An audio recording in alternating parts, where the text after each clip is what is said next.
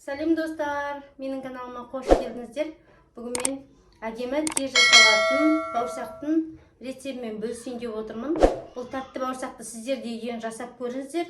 Ол үшін бізге осындай бір стакан айранымыз қажет. Ыдысымызға құйып аламыз. Енді тағы кішкене айран алайын.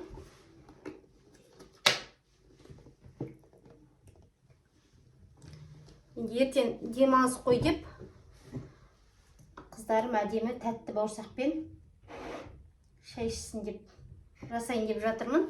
Айранымызды құйып алдық. Енді бізге осындай 2 жұмыртқа керек. Жұмыртқамызды салып алдық. Енді былғап аламыз.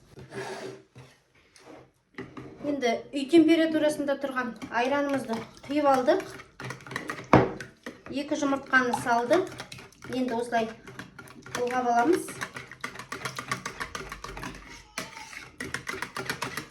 Үйдегі бар заттардан жасалатын осындай тәтті бауырсақты сізде отбасыңызға жасап беріңіз. Міне 1 қасық шай қасықпен тұзымызды саламыз. Араластырамыз.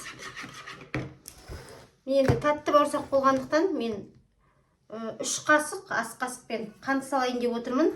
Егер де өте тәтті десеңіздер, 1 ас қасықпен салсаңыздар да болады. Енді өздеріңіз қалауларыңыз бойынша мен 3 қасық салдым. Әдемі тәтті болсын деп. Бұлға араластырып аламыз. Енді бұл бауырсақтың бір ерекшелігі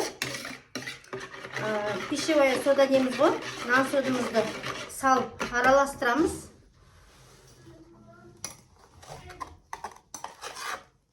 Осындай 1 шай қасықпен толтырмай саламын. Бұл енді ешқандай зиян емес. Бір араластырып аламыз. Енді 2 ас қасықпен осындай сұйық майымызды құямыз. Міне 1, 2. Сұйық майымызды құйып алдық.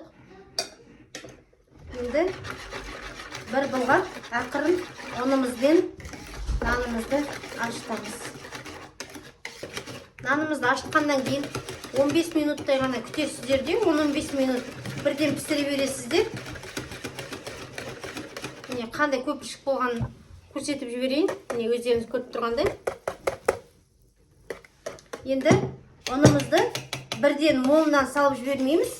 Молынан салып жіберіп қатты болып қалса да болмай, сондықтан ақырын салып отырып нанымызды ашытуды бастаймыз. Осылай 3 стакан салайын бірінші.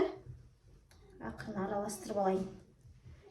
Қазір енді сосын қолымызбен ары қарай жалғастыратын боламыз. Бірінші араластырып алайын осылай. Менде күнде күн ара жаңа видеолар шығып тұрады. Каналға тіркеліп, лайк басып, комментарий жазып отырыңыздар. Дәл осы рецепт бойынша жасасаңыздар, міндетті түрде жазыңыздар. Мен сіздерден жауап күтем. Міне, ұнымызды түсіріп аламыз. Міне енді ашытуды бастадық. Уақыттарыңыз кетпейді, жылдам ашығанын күтпейсіздер. Жылы жерге қойсаңыздар болды. Ең бастысы бізде айранымыз, жұмыртқамыз жылы болу керек. Сонда нанымыз әдемі болады. Осы бауырсақты жасамастан бұрын, бір жарты сағат, 1 сағат бұрын холодильникте болса, заттарыңызды дайындап шығарып қойсаңыздар болады негізі.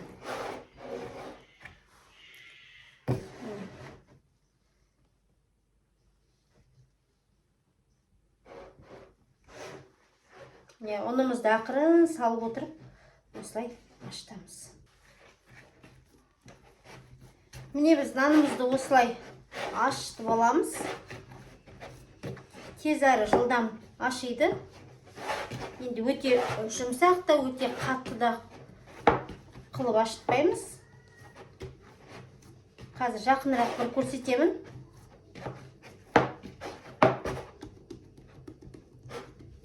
Енді құр жылы жерге қоямыз.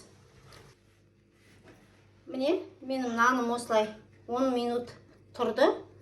Енді кішкене ғана ұнды сеуіп нанымызды ысамыз.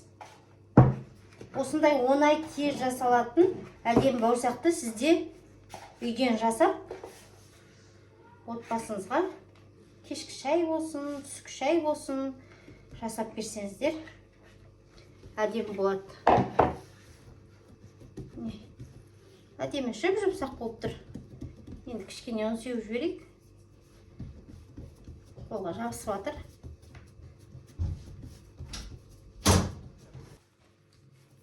Міне осылай нанымызды қолымызбен кішкене жазып аламыз. Қазір оқтауымызбен ысатын боламыз. Жабыспау үшін аздап ұн сеуіп жіберейік. Енді ақырын ғана осылай ысамыз. Қамырымыз әдемі болып тұр. Менің каналымда бір емес бірнеше бауырсақтардың қолдан пісіретін, яғни тапамызда піскен нанымыздың рецептері бар. Каналға тіркеліп қарап кетсеңіздер болады. Енді мынау бізде өте қалың, сондықтан әлі бізге су керек болады. Кішкене мына жағына да аздап ұн сеуіп кетейін.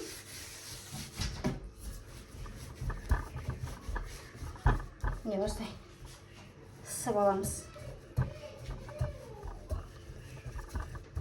Нанымызды ашытқаннан кейін жаңа 10 минуттай біз қоя тұрдық. Өйткені нанымыз кішкене болса да жұмсарып суымызға әдемі болсын деп. Енді бұл жерде ашытқанын күтпедік, дегенмен де майымызды дайындағанша, мына жердегі ыдыстарымызды жинағанша сондай бір 10 минуттай уақыт кетті.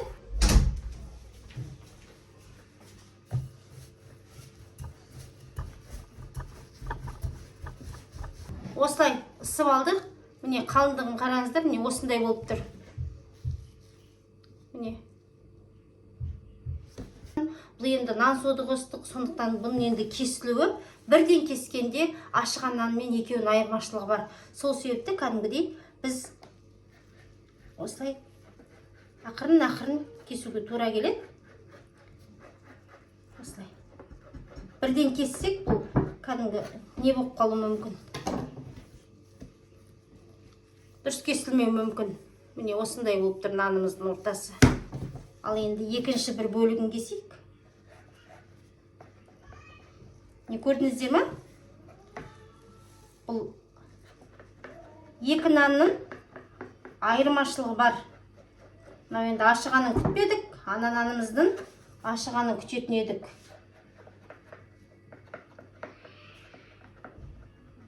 Бауырсақтың түрлері көп қой негізі. Жасап көрсеңіздер. Міне осылай қатты басып отырып тілесіздер. Енді міне 5-ке бөліп алдық нанымызды. Қараңыздар, міне осылай.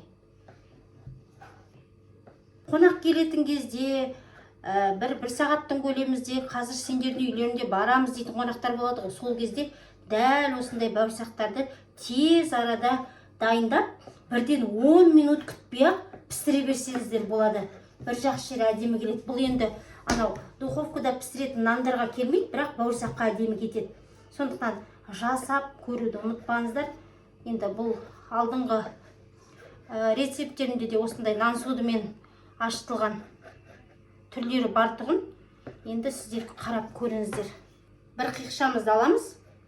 Ортасын осылай кесеміз. Алдағы аптада, яғни аязда, тоңып келгенде ішетін әдемі құрт көженің рецептермен бөлісетін болам. Сондықтан каналға тіркеліп алыңыздар. Міне өздеріңіз көріп тұрғандай, тез әрі жылдам жасалып жатыр. Құр ортасын ғана осылай кесіп, айналдыра бересіздер. Міне осылай.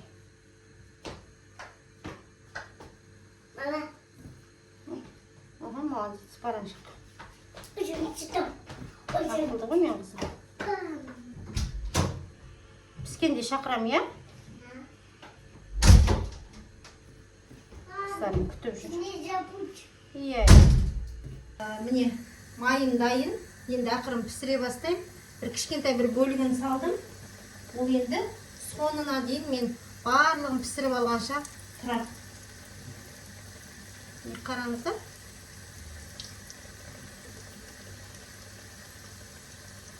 Әдемі болып пісіп жатыр. Қазір енді қызара бастағанда екінші жағын аударатын боламыз. Міне осылай болып пісіп жатыр. Торттардың түрлері, пирогтардың тағы басқа түрлерін міндетті түрде салатын боламын. Сондықтан каналға осы бастан тіркеліп, видеоларымды көріп, қандай әдемі рецептерден жасалатын, оңай, дәмді, тез әрі жылдам дайындалатын тағамдарды сіз де үйден жасап көруге кеңес беремін. Енді ақырын аламыз.